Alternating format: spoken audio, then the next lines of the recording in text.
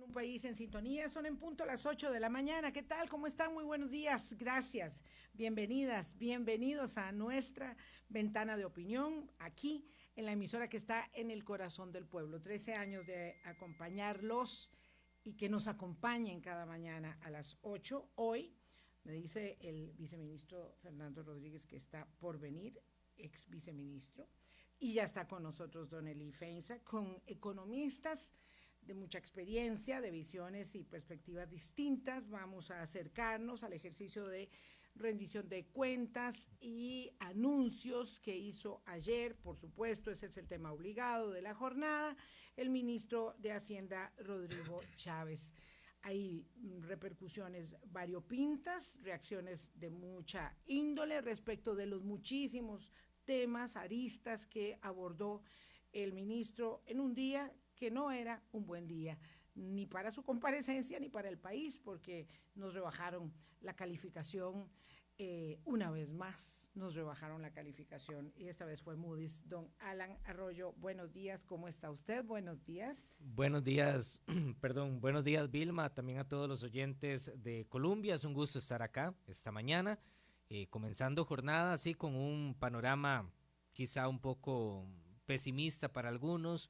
Fueron noticias malas, así mismo lo dijo don Rodrigo Chávez ayer a la Asamblea, adelantando esa baja en la calificación de una de las calificadoras. Luego ya la noticia se confirmó en horas de la tarde, como el mismo ministro lo había dado a conocer. Pero es una comparecencia que sigue generando múltiples comentarios, discusiones. Hay propuestas del gobierno que va a echar a andar, según decía el ministro. Hay otras ideas también que deja sobre la mesa de discusión y que serán los diputados también los encargados de definir si eso tiene posibilidad política o no. Por ejemplo, la discusión en torno al secreto bancario, que mucho se ha generado en las últimas horas, discusión en torno a esa propuesta un tanto polémica. Fueron, Vilma, 9 horas, casi que duró la sesión, 3 horas en la mañana, un poquito más de 3 horas durante la mañana y cerca de 6 horas en la tarde. El ministro haciendo primero su exposición y luego respondiendo preguntas, en algunos casos de los diputados, en otros casos tenemos que decir comentarios simplemente de los congresistas, algunas preguntas mal formuladas, como suele pasar cuando tienen a un ministro enfrente o cuando suceden también las audiencias en diferentes comisiones.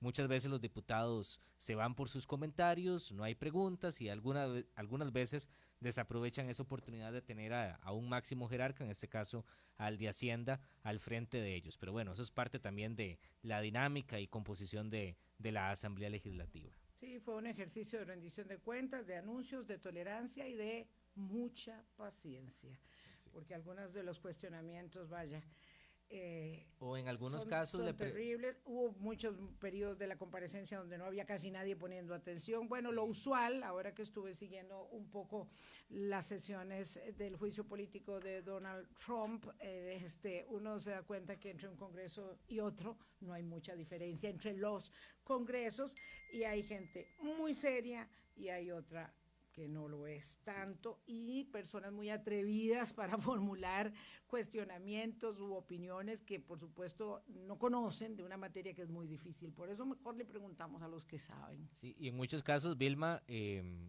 muy repetitivas también las consultas, cosas que ya durante la mañana había contestado y había explicado bien el ministro Rodrigo Chávez, ya en la tarde nuevamente. Claro, porque yo no entendí o porque quiero que aparezca mi voz en el escenario también, el tipo de situaciones que se dan. Pero bueno, vamos a lo sustantivo. Don Eli Feinza, gracias por estar acá, bienvenido a Hablando Claro en este 2020. Muchas gracias, Vilma, buenos días, y buenos días, Alan, también, y a toda la audiencia del programa. Ya viene don Fernando Rodríguez, pero bueno, vamos echando sobre la mesa, poniendo sobre la mesa algunos elementos. El primer ejercicio que hace don Rodrigo es un ejercicio que es muy poco valorado y muy difícil de comprender. Es que hubiera pasado si no tuviésemos reforma fiscal, ¿verdad? Entonces la gente dice, ¿para qué hablar de eso si ya de todas maneras la tenemos? Pero lo cierto es, y quisiera preguntarle su primera impresión al respecto, es que esta reforma fiscal acotada, delimitada, pequeña, que aprobamos a finales del 2018 y que tanto sudor y congoja nos costó, incluyendo huelgas interminables, era una reforma imperiosa e inevitable, así de pequeña como fue. Sí, no, no fue tan pequeña tampoco. Fue pequeña dada la magnitud del problema en el que el país se metió, pero realmente es una reforma fiscal con un impacto significativo, ¿verdad? Vea que el año pasado, 2019, con apenas 5 meses de recaudación del IVA, bueno, del IVA y en renta también hubo modificaciones, pero la recaudación el año pasado creció en 400.000 millones de colones, lo cual es más de un punto porcentual del PIB, ¿verdad? Es un crecimiento. 5 meses, es muy importante lo que ha notado en el IVA. Es un crecimiento muy significativo para ser solo 5 meses, ¿verdad? Sobre todo en un año en el que la actividad económica se estuvo muy desacelerada, ¿verdad? Porque usualmente uno asocia actividad económica contraída o lenta con menor recaudación o por lo menos menor crecimiento en la recaudación. Así que no podemos decir que fue una reforma fiscal pequeña. Insisto, pequeña únicamente en comparación con la magnitud de un déficit del 6, 7, 8%. Sí, bueno, yo siempre señalo que era una reforma, digamos, acotada, delimitada, precisamente tal vez porque hay que dejar de manifiesto una y otra vez, porque este es un ejercicio en el que todos tenemos que ir aprendiendo permanentemente, que esa reforma fiscal, ahí le pido a don Fernando Rodríguez que entre con su primera apreciación, esa reforma fiscal era necesaria, pero no resolvía el problema, porque hay gente que pensó que la reforma fiscal era así como un acto de magia y que 5 meses después íbamos a decir que bien, aplausos, resolvimos este asunto, y ahora hay una extraña actitud sorpresiva de que no era lo que esperábamos. Ayer lo escuché varias veces en la Asamblea Legislativa. Vean que la reforma fiscal no funcionó, vean qué decepción que el gobierno no hizo la tarea y estamos en esta. Don Fernando Rodríguez, ¿cómo está usted? Buenos días. Bien, por dicha, muchas gracias por la invitación y muy buenos días a todos, Eliezer, y que hemos corrido hoy para estar presentes en varios lugares. Vean, yo quiero hacer un comentario inclusive en memoria de don Edgar Ayales, porque don Edgar fue muy enfático en su momento de que lo que se estaba haciendo no iba a alcanzar. Y creo que inclusive pudo haber sido hasta más enfático de lo que fuimos nosotros en algún momento cuando presentamos el proyecto. Y ahí yo insisto en un mea culpa que he hecho ya en varias ocasiones, de que probablemente cuando el proyecto 20.580 se presentó, no se enfatizó lo suficiente en ese punto que usted acaba de señalar, ¿verdad? De que esa no era una solución definitiva. ¿Cuál fue la justificación del 20.580? Se logró en su momento un acercamiento con partidos políticos ya casi de frente a las elecciones del 2018 para tratar de llevar a la Asamblea un proyecto de mínimos. ¿Qué es mínimos? Bueno, una reforma del IVA sin ajustar la tasa, una reforma parcial en renta, una reforma con la regla fiscal, una reforma en empleo público relativamente acotada, a lo que algunos querían. Eso era, porque eso fue lo que en algún momento se construyó, digamos, en términos de realidad política, porque se quería que se aprobaran 38 votos por una vía rápida, o que se consiguieran 38 votos por una vía rápida, que se lograron.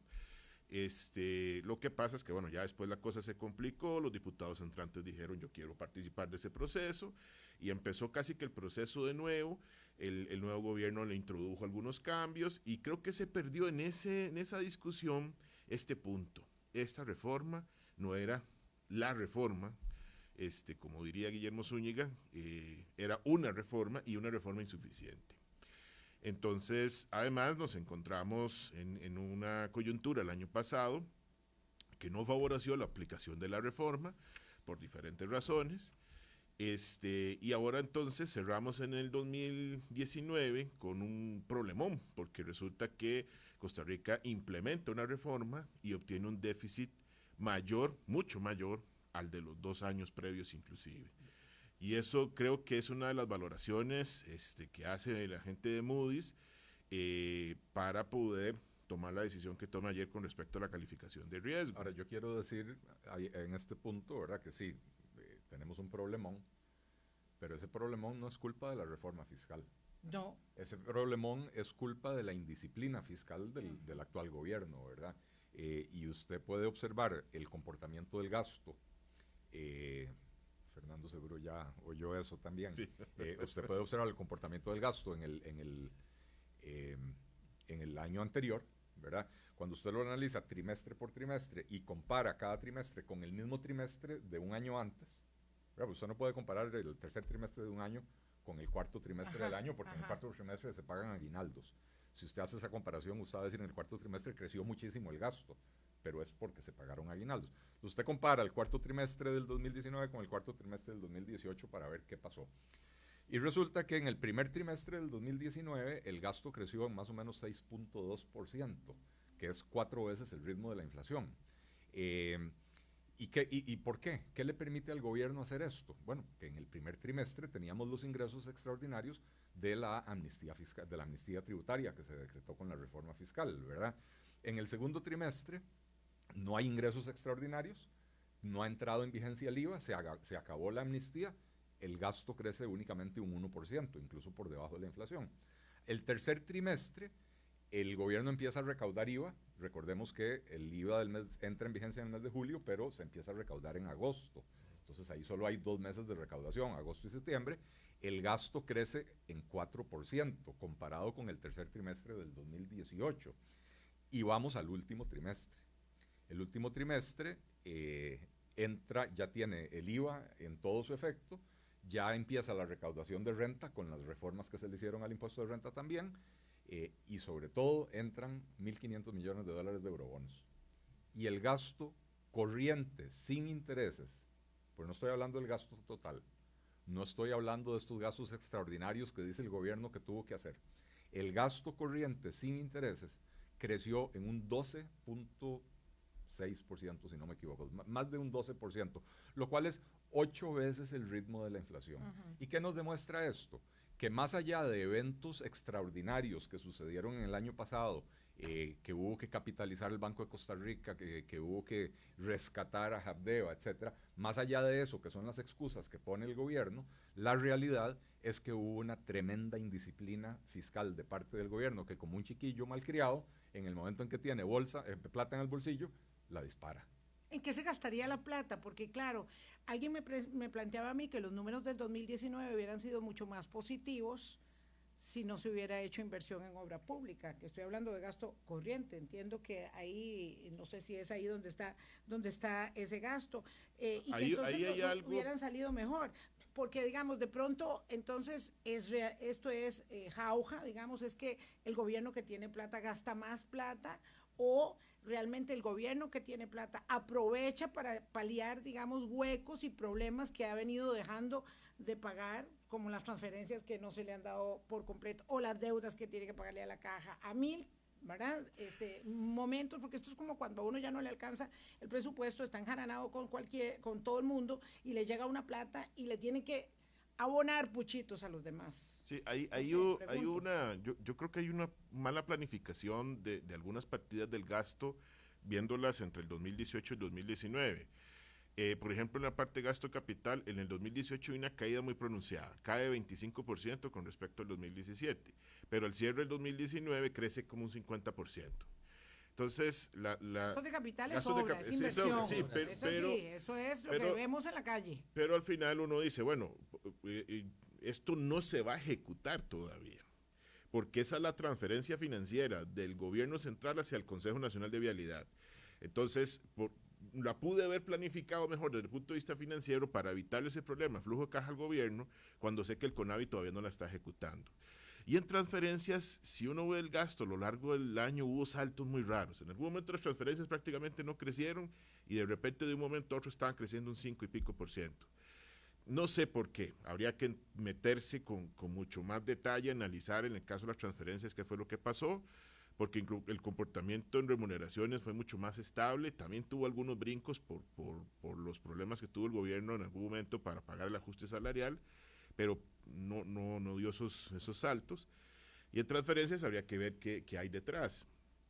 Pero sí pareciera que, digamos, no hubo una línea de gasto clara entre el 2018 y el 2019 que le hicieron no prever que había cierto orden, digamos, desde esa perspectiva, y habría que preguntar. Son tantos las aristas y los detalles que tenemos la, digamos, complejidad de poder perdernos. Entonces quisiera centrarme ahora nuevamente en los anuncios que hizo el titular de Hacienda, además de señalar que no tuvimos una crisis mayor, que era el elemento inicial, porque contamos con ese plan fiscal y los elementos que pone sobre la mesa don Eliezer de indisciplina. Lo cierto y real es que los números no nos acompañan, no nos favorecen los resultados, y por ello se adelanta desde la mañana la calificación, la degradación de la calificación de Moody's, que dice expresamente que es por el déficit y la falta de contención del gasto. Dice, Costa Rica tiene 10 años de no entrarle al tema y de no encontrar una solución política al problema, don Eliezer. Sí, ciertamente, yo creo que Moody's nos trató muy bien. Si usted revisa cómo se están comportando los bonos de Costa Rica en los mercados internacionales, la semana pasada, un bono a 10 años de Costa Rica se estaba transando al mismo precio que los bonos del Salvador. El Salvador está en categoría B3, nosotros estábamos en categoría B1, nos degradaron a B2, ¿verdad? Pero ciertamente lo que señala Moody's y lo que señaló el analista de Moody's, Gabriel Torres, en una entrevista, que dijo, mire, Costa Rica tiene una situación fiscal muy seria y una institucionalidad incapaz de resolverla. Pero veamos bien a cuál institucionalidad se está refiriendo, porque, a ver, la Asamblea Legislativa hizo su parte con la aprobación de la reforma fiscal y otras leyes que se han venido aprobando, reformas parciales en pensiones, etcétera, ¿verdad? Incluso la Sala Cuarta, si bien la Corte Plena ha querido montar una rebelión contra el tema del gasto, no le ha funcionado. La Sala Cuarta ha mantenido la línea, ¿verdad?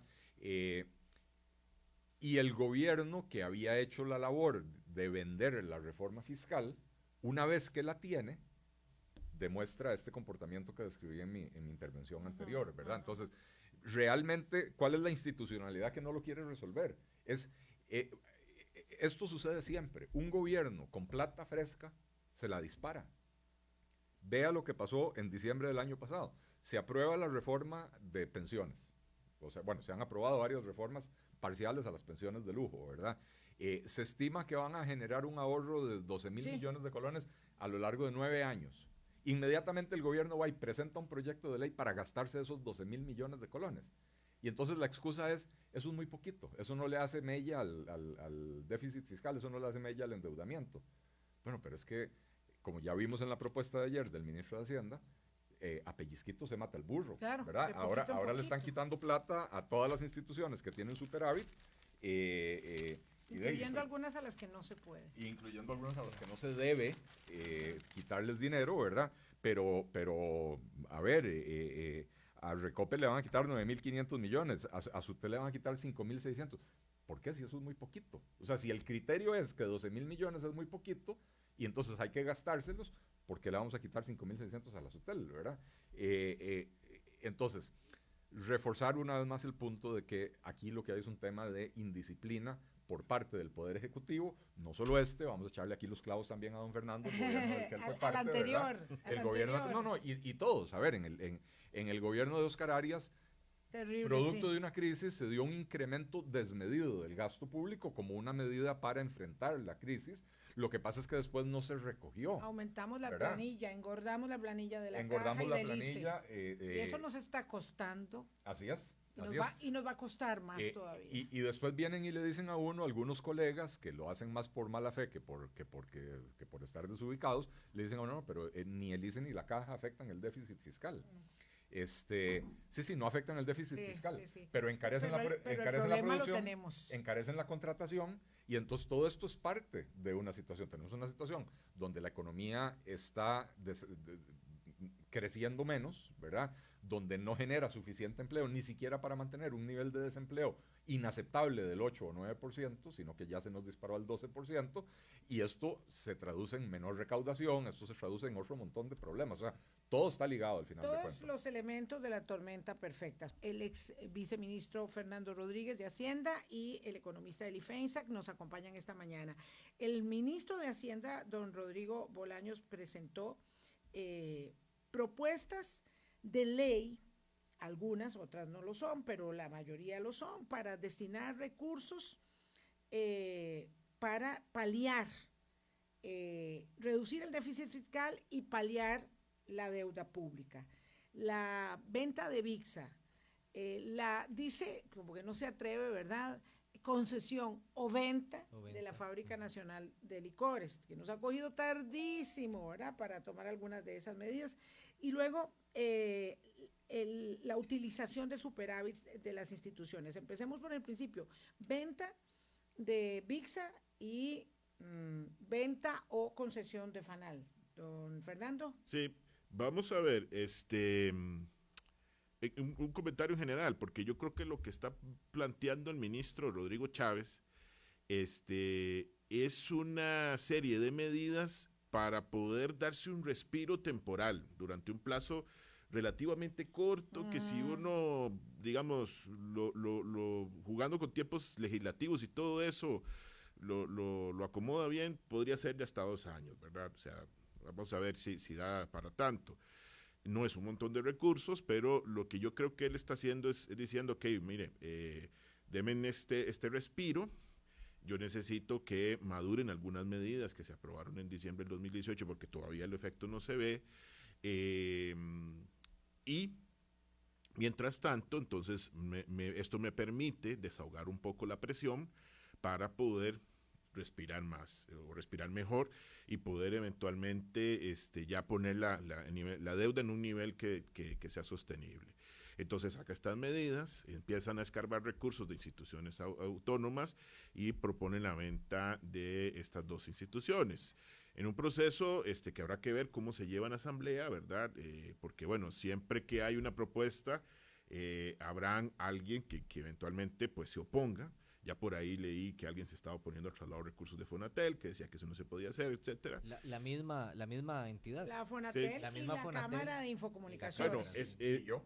Y don Eli. Bueno, pero además es un ejercicio que yo creo que no debió haberse planteado si no estaba blindado en el sentido de por lo menos haber levantado el teléfono. Es un error. Sí, y de haber dicho, mire, si los fondos de Fonatel no pueden ser sujetos de fines fiscales, no se debió haber planteado. Y ahí y hacen incurrir al gobierno, al ministro, en una pifia, que además sirve para desviar la atención de lo que sí se puede hacer, es decir, creamos un problema innecesariamente. Por eso, porque vamos a ver, hablemos de tiempos, y yo creo que inclusive debió haberse, pareciera que lo de VIXA, la idea de venderlo está más clara, lo de FANAL no entiendo por qué no hay una definición entre la concesión y la venta, yo creo que de estas alturas debería haber una decisión. Por fin.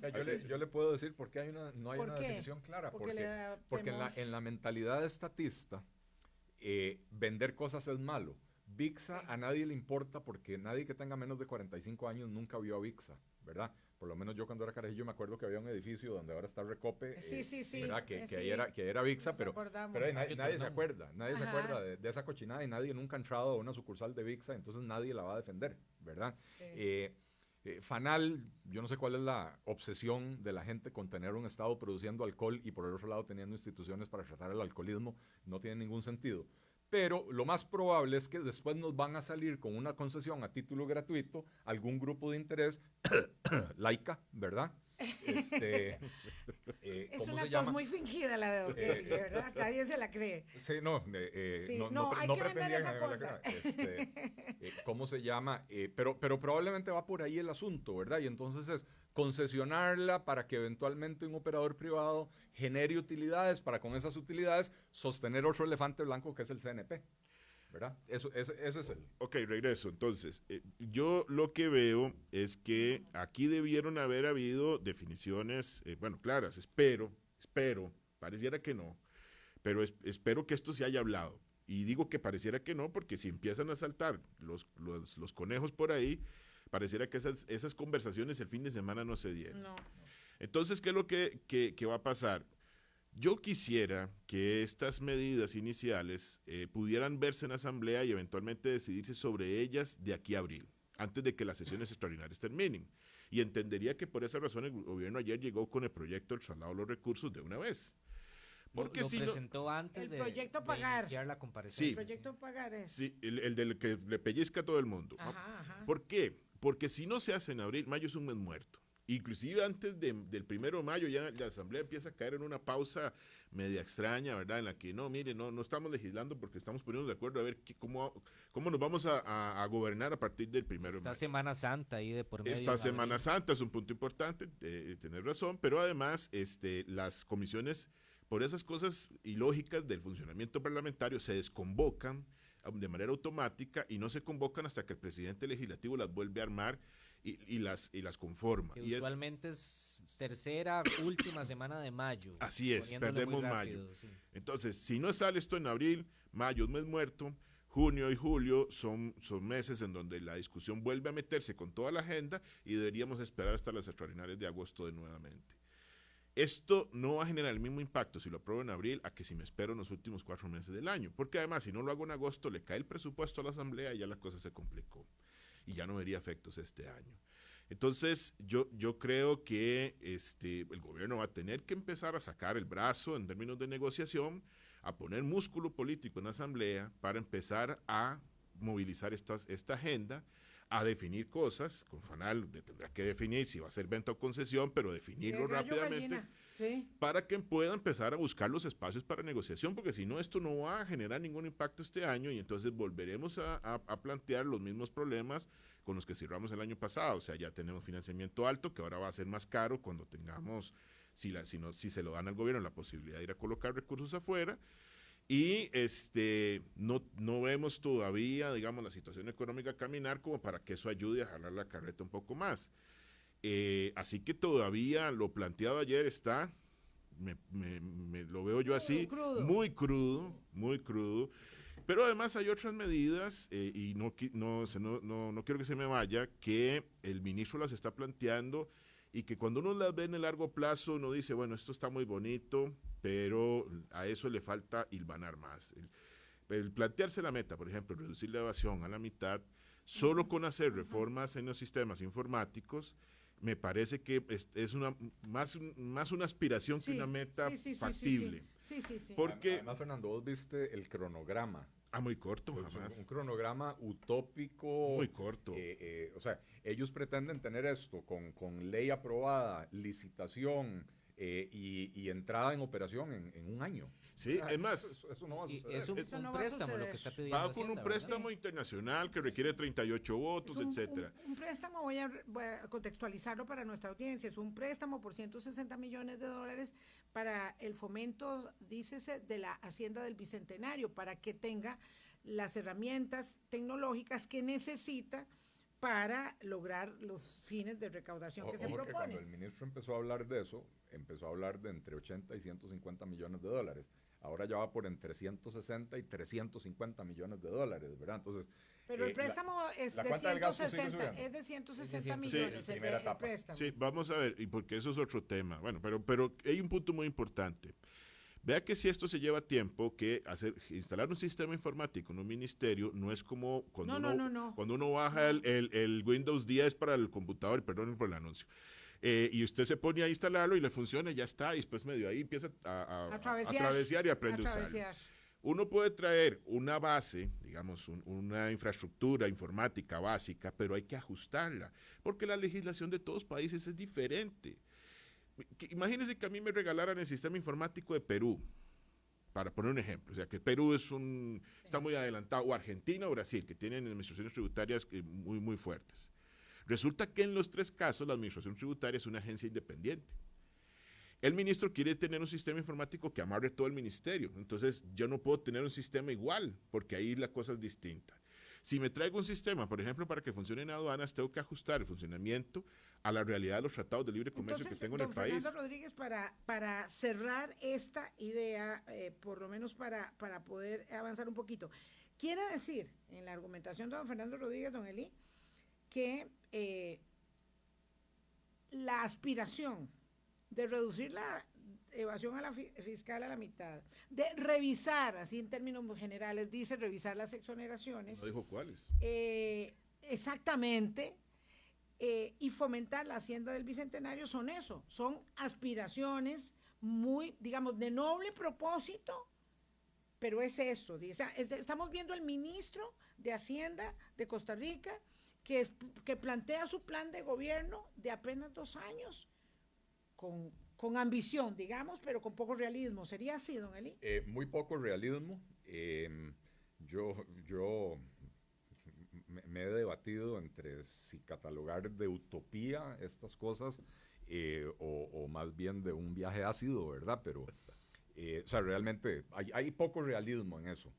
Y hay algo que me preocupa aún más, y es que cuando uno analiza ya en la integralidad la propuesta, lo que es generarle ingresos al gobierno está claramente definido. Aún si es utópico, está claramente definido. Lo que es controlar el gasto queda para definición posterior. El ministro habla de una reforma del empleo público que me gustó que dijo que va a generar un ahorro porque la primera versión que presentó el gobierno era una reforma que incrementaba el gasto en el corto plazo, ¿verdad? Y que va a estar lista a finales de febrero porque también se ha ido tirando la bola hacia adelante. Bueno, pero era en febrero del año pasado, no sé si recuerda. El gobierno presentó un proyecto que los diputados no les gustó, se lo devolvieron. Toda la razón. El presidente había dicho que en diciembre, entre noviembre y diciembre se presentaba. Bueno, ya vamos llegando a finales de febrero. Sí, bueno, pero una vez más, lo que es de dónde vienen los ingresos, podemos estar de acuerdo o en desacuerdo con a quién le quieren quitar el dinero, pero de dónde vienen los ingresos, eso está muy claro. Porque el gobierno sabe que con ingresos gasta, ¿verdad? Aunque parte de esto es para amortizar deuda, y eso tenemos que aplaudirlo, ¿verdad? Y yo estoy de acuerdo con que las empresas públicas paguen dividendos al Estado y el Estado los utilice porque si no, ¿para qué son empresas del Estado? Claro. ¿Verdad? Si no son empresas de los sindicatos, vendámoselo a los sindicatos. Estamos aquí hablando de las utilidades de los bancos estatales, del Instituto Nacional de Seguros, del Correo de Costa Rica, sí. Eso y también, que vaya a la amortización de la deuda y al pago de intereses, muy bien, eso digamos check. Ahí estamos de acuerdo todos. Hay que ver el detalle también, ¿verdad? Porque usted no puede tampoco dejar a esas instituciones en una situación en la que no pueden capitalizar, en la que no pueden crecer, ¿verdad? Los bancos que necesitan constantemente estar capitalizando para poder incrementar los préstamos. Y que nunca pierden, porque uno nunca ve que en el sistema financiero ahí haya problemas. Y tienen ganancias extraordinarias cuando todos los demás tienen problemas. Así es, cuando las tasas de interés suben, ellos son los beneficiarios. Pero y también, de la familia. Y también estoy de acuerdo con que algunos superávits de algunas entidades se recojan y se usen para amortizar la deuda. Pero a lo que voy es, generar ingresos está muy claro, igual que la reforma fiscal. Y ya lo vimos, 400 mil millones de colones de incremento en la recaudación el año pasado. O sea que estamos claros que los impuestos sí los estamos pagando, pero el gobierno no está claro en que eso es que eso es un complemento del recorte del gasto para que las dos hojas de la tijera corten parejo.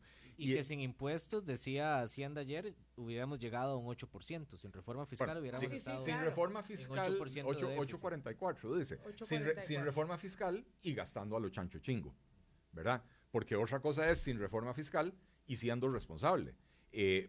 ¿Por qué digo esto? A ver, el 2018 fue un pésimo año para la economía costarricense. Sí, claro. La reforma fiscal se aprobó el 3 o el 5 de diciembre de ese año. O sea, no hubo ingresos extraordinarios. Y aún así el déficit fue 5,8, si no me equivoco, ¿verdad? Se había proyectado para este año alrededor del 6%. Terminamos con 7%. 6.96, que es 7. Vea, yo voy a hacer aquí una observación. Usualmente, y don Fernando no me va a dejar mentir, usualmente en Costa Rica, vea, yo soy muy obsesivo con los datos. Yo usualmente busco sí, lo sabemos, don Eli. hasta el último decimal, ¿verdad? Y en Costa Rica, cuando se habla de déficit fiscal, la costumbre ha sido que se presenta con un solo decimal. Uh-huh. El déficit fue 5.8, no 5.82. Digo, sí. Uno va al Excel y uno sabe que es 5.82, pero políticamente se dice fue 5.8. Si fue 5.87, de una vez se dice fue 5.9. Este año por primera vez nos dijeron fue 6.96, para que no suene a 7, ¿verdad? 6.96. Sí, porque ya nos engañamos. Para que no suene a 7. Pero el déficit que había proyectado el propio gobierno era de alrededor del 6%. Y entonces, nuevamente, el gobierno, en su indisciplina fiscal, no tuvo el control que mencionaba Fernando, se disparó la plata, aparte de las situaciones extraordinarias. El tema de la inversión en obra pública, Vilma, si bien es cierto, hubo un crecimiento importante, Fernando dijo algo muy importante. El 2018 fue un año particularmente malo para la inversión pública. Cayó un 25%. Y con el subidón que tuvo en el 2019, apenas llegamos al nivel del 2017. O sea, no es que estamos haciendo en inversión en obra pública una inversión súper extraordinaria. Si nos vamos 10 años para atrás, estábamos invirtiendo 2,5% del PIB, que también es insuficiente. Sí. Pero este año fue 1.9%. Ahí no debemos dejar de invertir, ¿verdad? No. Yo espero que estén de acuerdo los señores economistas de la izquierda, la derecha, el centro y todos los... Lo que debimos hacer es recortar el gasto corriente, para poder tener ese aumento en la inversión de obra pública, que bienvenida sea. Claro, sí. O sea, compensar una cosa con la otra y no poner al país, después de haber estado al borde de un abismo fiscal a finales del 2018, volver a ponerlo muy cerca de ese abismo fiscal una vez más por la irresponsabilidad de un gobierno. ¿Qué harán? ¿Qué deberían hacer los diputados que ya están resfriados, don Alan Arroyo? Dicen que no les convenció la presentación del ministro. Sí, esa es la gran pregunta, porque ni siquiera había terminado la comparecencia o la interpelación, se extendió hasta 9 de la noche y ya un grupo de diputados ayer de la Unidad de Liberación salieron a dar una breve conferencia de prensa y bueno, la conclusión fue: esto es insuficiente, no estamos satisfechos con lo que ha presentado el ministro. ¿Qué va a hacer la Asamblea Legislativa? ¿Cuál podría ser el siguiente paso de gobierno? Ahí quedan las dudas, porque sí, don Fernando y don Eli decían, y don Fernando específicamente, esto es apenas como darle aire al ministerio. El presidente ha sido muy claro ayer, por lo menos en declaraciones que daba en horas de la noche, no se está ni tocando el bolsillo nuevamente de los costarricenses, ni se están generando despidos. Y aquí está la duda. El siguiente paso tendrían que ser despidos, tendrían que ser ya cierres más fuertes de instituciones. Vamos a ver. Lo primero es que yo creo que de lo que se anunció ayer, yo tendría que enseñar toda la baraja completa, de una vez. O sea, tráigame el proyecto, ya me presentó un proyecto, tráigame el proyecto para esto, tráigame el proyecto para lo otro, de una vez tenerlo todo ahí. E inclusive tener el proyecto para la autorización de la emisión de los bonos adicionales y amarrar en esa negociación, si es la intención del ministro, los recursos para el sistema informático del ministerio. Sí, que va es una negociación en la Asamblea Legislativa, sin duda alguna, ayer. Sí, pero con todo, porque yo no puedo ir llegando con cada proyecto a ver si logro los apoyos, porque eso, además de desgastante, no te asegura eventualmente tener una discusión más abierta y más diáfana, porque alguien te va a decir, no, mire, es que usted mañana me va a llegar con tal proyecto y por el momento tengo este. Entonces yo creo que lo primero que hay que hacer es enseñar la baraja completa. Lo otro es sincerarse con los diputados. O sea, habrán proyectos que son prioritarios. Y yo creo que el gobierno, a ellos, al país podrá decirles que los ocupa a todos, pero a ellos tendrá que decirles cuáles son los que necesita sacar primero. ¿Ok? Puede ser que tenga que transar. Eventualmente, no, mire, esto ya no va a ser de esta manera, probablemente voy con esto primero, o no va a conseguir los votos. Un poco aquí no. Sí, porque tenés una base de 10 diputados, suponiendo que los vas a tener a todos votando. No, 8. La fracción del PAC son 9 y ya claramente, inicialmente, cuando se fue don Víctor eran 9 y ya claramente el presidente dijo que Wilmer Ramos no cuenta, son 8. Ok. Es una fracción muy pequeña. Bueno, entonces tenés una base a la que tenés que sumarle, porque en algunos casos, por ejemplo, el tema de financiamiento externo requiere 38 votos. Entonces, inevitablemente requiere tomar los 8 que tenga, los que tenga ahí, si son menos o más, sumarlos de liberación, sumar los de la unidad y cuidado si no acercar ahí los de restauración. No, y restauración, porque acuérdense que el ejercicio de esta legislatura está basado en un acuerdo entre Liberación, PAC y Restauración. Okay. Restauración va, además, agréguele ahí, por la presidencia del Congreso en mayo. Bueno, entonces... Si se respeta el acuerdo. Si se respetara el acuerdo, eso además que te produce ruido, ¿verdad? Porque probablemente no, hay mucho ruido, en la negociación va a entrar ese tema.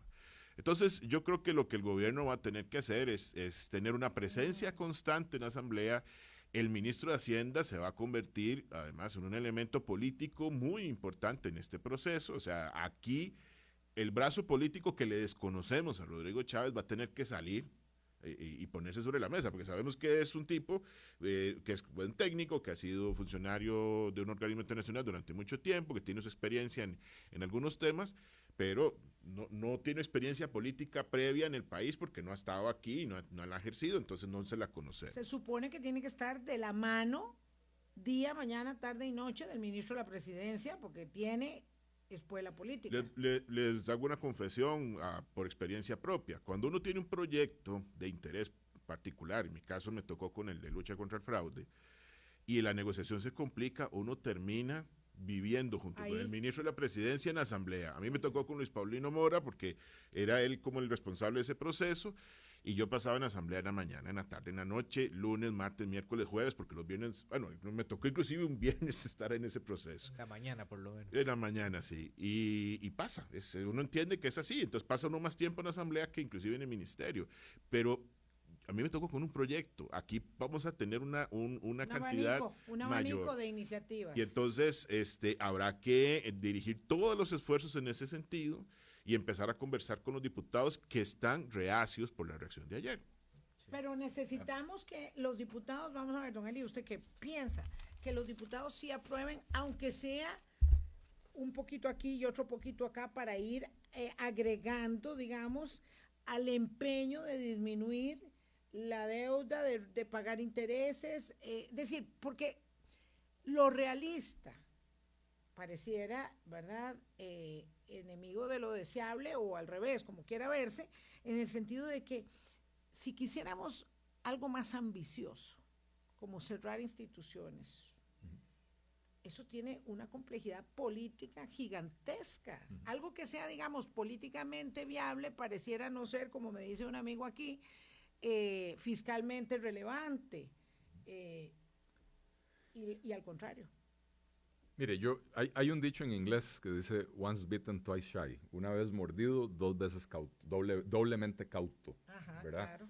Y la Asamblea Legislativa va a... quemado con leche hasta la cuajada sopla del exactamente. Menos elegante, menos elegante. No, más adecuado, ¿verdad? Sí, esta Asamblea Legislativa se quemó con la leche del plan fiscal, ¿verdad? ¿Por qué? Porque creyeron y creímos muchos en el sector privado también que verdaderamente esta fue la primera reforma fiscal de todo lo discutido en los últimos 20 años que le entró al tema del gasto público. Lo anterior siempre fueron meros paquetes de impuestos. Este fue un paquete de impuestos con algunas medidas de contención del gasto. Y sin embargo, nos damos cuenta que en la práctica la contención del gasto no es tal, ¿verdad? Incluso lo podemos ver en los datos del crecimiento de las remuneraciones del sector público el año pasado, del gobierno central. Las remuneraciones crecieron en promedio un 3.4%, que es más de 2 veces el ritmo de la inflación, con lo cual hay un crecimiento real de las remuneraciones del sector público, cosa que no hubo en el sector privado, ¿verdad? Pero además, ¿cuál es el disparador de esto? El crecimiento precisamente en los pluses salariales que la reforma fiscal pretendía controlar. Los pluses salariales crecieron en un 5,2% en el año 2019, o sea, un ritmo 3 veces y media la inflación, ¿verdad? ¿Y cómo se explica eso? Bueno, habría, como dice don Fernando, habría que entrar a ver el detalle de qué fue exactamente lo que pasó, pero ciertamente esta Asamblea Legislativa tiene que ser ahora mucho más cautelosa con las promesas vacías de un gobierno que ha demostrado indisciplina fiscal. Entonces, yo dudo seriamente que mientras las propuestas incluyan darle a un ministro de Hacienda que dice que a él le molesta ver que la gente tenga carros de lujo, darle a él herramientas para levantar el secreto bancario. Uy, ese es otro tema que no podíamos dejar de lado. Que es una barbaridad, ¿verdad? Si yo fuera el ministro de Hacienda... Bueno, pero igual, vamos a ver, pero ¿dónde está el proyecto que dice eso, verdad? Porque el ministro de Hacienda habló del secreto bancario aquí con nosotros, Alan, el 9 de enero. Nos planteó el tema del secreto bancario. Pero ¿dónde está el proyecto y cuáles son las condicionantes? Porque ayer anduvo circulando una versión apócrifa, ¿verdad? No he podido verificar si era un fake news. Pero hay un proyecto del diputado Villalta. Hay un proyecto del diputado Villalta, ¿verdad? Que habría que ver si es a eso a lo que se refiere, porque el proyecto del diputado Villalta es una barbaridad totalitaria intragable, ¿verdad? Pero vea, estamos hablando del proyecto del gobierno. Pero digamos, si yo fuera ministro de Hacienda, Vilma, si yo fuera ministro de Hacienda. Ayer el presidente lo que decía en la noche también, en medio de inauguración del curso electivo, es que iban a poner el tema sobre la mesa y hace referencia a otros países que están en la OCDE que han tomado decisiones similares. Sí. Va a poner el tema sobre la mesa, le va a embarrialar la cancha, eso. Y el tema de los eurobonos le van a embarrialar la cancha porque en este momento la Asamblea está muy temerosa de seguir dándole recursos fáciles a un gobierno que no demuestra disciplina fiscal y que en su presentación de ayer, vuelvo a insistir sobre el punto de mi intervención anterior, lo que es generar ingresos está muy claro. Algunas partes son utópicas, pero está muy claro. Lo que es contención del gasto son promesas futuras. Y entonces el ministro dice, vamos a presentar una reforma de empleo público. Aquí nos enredamos en una discusión de cuándo y cuándo correspondía y todo lo demás. Pero la palabra clave es vamos a presentar. No estamos presentando en este momento. Entonces, nadie sabe qué verdaderamente dice esa reforma del empleo público. El gobierno dice, estamos trabajando en una propuesta de reforma del Estado, fusionar entidades, eliminar duplicidades. Bueno, pero con ese cuento nos traen desde el 2018. Y entonces, una vez más, ¿dónde van los ingresos y dónde van las limitaciones a las libertades ciudadanas? Ahí todo está clarísimo. Donde va la contraparte del gobierno de controlar el gasto, ahí esa parte la dejamos para una definición futura. Yo diciendo con el tema de que está clarísimo dónde van, digamos, las usurpaciones a los ciudadanos, porque no está claro. El proyecto de ley de secreto bancario no lo conocemos, no sabemos cuáles son sus extremos, Vilma, el de Villalta no es el del pero gobierno. Tenemos un ministro que se deja decir públicamente que él fue a almorzar a un restaurante en Escazú y le sorprendió encontrarse 2 carros de lujo en el parqueo al mismo tiempo que él, 2 carros de super lujo. Si yo fuera el ministro de Hacienda, para empezar, hoy hay factura electrónica. El Ministerio de Hacienda sabe exactamente quiénes son los dueños de esos carros, porque la agencia que vendió esos carros tuvo que haberlos reportado en su D-151. Sí, obviamente, ¿verdad? obviamente. Entonces, en primer lugar, ya el Ministerio de Hacienda sabe quiénes son los dueños de esos carros. Sí, obvio. Si el dueño de ese carro se llama, ¿cómo se llamaba? Pablo Escobar, vaya, revise a ver de dónde salió esa plata. Si el dueño de ese carro es el nombre de un empresario reconocido costarricense que tiene una empresa que tributa y que es una gran empresa y que está en el registro de grandes empresas, de grandes contribuyentes, grandes contribuyentes básicamente montan una oficina dentro de la empresa y hay un funcionario de Hacienda prácticamente permanentemente dentro de esa empresa. Sí, esos son los que más le siguen el rastro. Entonces, cuando el ministro viene y dice eso, uno dice, a ver, ¿en qué mundo vive este señor? Yo quisiera que todos los millonarios de Costa Rica, y aclaro, yo tengo un pick-up modelo 2006, ese es el carro que yo ando, ¿verdad? Yo no tengo un carro de lujo, pero si yo fuera ministro de Hacienda, yo quisiera que todos los millonarios de este país anden en Maserati. Muy buenos carros, para que paguen mucho impuesto. Claro, porque el precio de un Maserati en Costa Rica es mitad de impuestos y mitad el precio del carro. Claro, entonces, ¿de qué se está quejando el señor? Vamos a ver. Si encima de esto lo ese ligamos tipo de argumentaciones no contribuyen en nada. Y si esto me lo liga con secreto bancario y por el otro lado andan también de parte del gobierno y de parte del Poder Judicial queriendo pasar extinción de dominio. Ahora resulta que el Poder Judicial también quiere intervenir los teléfonos de quienes hablan con periodistas para saber cuáles son las fuentes de los periodistas. Perdón, eso ahí perdón, no es el gobierno. No me puso el hígado, don Eli, por favor, pero donde le toco sus intereses de periodista, ahí sí se le punza el hígado. Tóqueme mis intereses de ciudadano y entonces yo estoy... Rocío, le abro el micrófono para que debatamos sobre este tema. A la magistrada que pretende intervenir los teléfonos. Fernando Rodríguez. Vamos a ver. Muy bueno con don Eli. Don Fernando Rodríguez, nos queda un minuto, por favor. Me separo de la posición de Eliezer. Yo con respecto al tema del secreto, no solamente estoy de acuerdo, sino creo que además ya el mundo caminó por ahí. Yo creo que es un tema al que no hay que tenerle miedo. Lo vendió mal él ayer. Sí, yo creo eso. Y más, voy a ir más allá. Si el problema es el proyecto de José María Villalta, yo creo que el proyecto de José María Villalta se ajusta a la realidad de lo que está sucediendo en otras partes del mundo. Si quieren más seguridades, se discuten. Pero no, yo quiero un proyecto de secreto que tenga las mejores prácticas de los mejores países de la OCDE para observar, porque el agua tibia ya está descubierta. Por eso, quiero algo que por se eso, haga en un buen... Por eso, pero a eso voy. Vamos a ver, en este tema, y se lo decía alguien ayer, esas prácticas ya están definidas, existen estándares de confidencialidad, hay un montón de cosas que habrá que meter en la discusión. El problema con esto es que lo que yo veo complicado de parte del ministro, insisto, yo estando a favor del tema, es un tema que he defendido y defiendo, me parece adecuado, es que él tire el tema y no se aclare. Bueno, si él quisiera, hubiera dicho, mire, el gobierno va a apostar por el proyecto del señor Villalta. Ok, genial. Si no hubiera dicho, el gobierno va a presentar su proyecto. O finalmente hubiera dicho, mire, lo pensamos, pero no estoy seguro, que hubiera sido fatal. No se vale en esta coyuntura tirar sin estar seguro de que yo nuevamente esa carta la voy a enseñar. No hay ninguna necesidad de encharralar más la cancha. Muchas gracias, don Fernando Rodríguez. Muchas gracias, don Eli. Qué interesante. Da para otro programa. Da para otro, además. Solo sobre el secreto bancario. Ya vamos a micro de noticias y después viene Gente Gerente con Francisco Villalobos, así que quédese aquí en Colombia, la emisora que está en el corazón del pueblo.